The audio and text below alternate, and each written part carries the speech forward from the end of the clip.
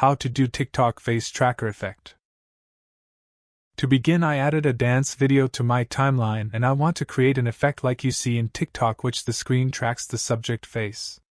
Start by going to the bottom of preview window and click on this add button. Drag safe margins, show rulers, and show guides button to the toolbar buttons and click OK. Now enable all three of them. Make sure the playhead is at the start of your video, and with your video selected, go to Effect Controls panel and set the scale to around 150. From the ruler at the left and the top of preview, click and drag and drop to the subject face.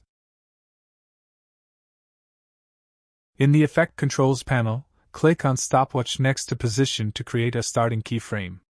Now hold down the Shift key and use right arrow key to move the playhead 5 frames forward and change position values so the guides you created in the preview be at the center of subject face at all times.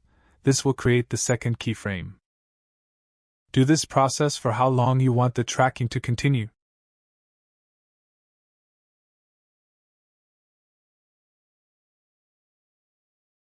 At last, disable Show Guides button and play the video. Now we have this nice TikTok face tracker effect. Anyway guys, thanks for watching and I hope you found this useful.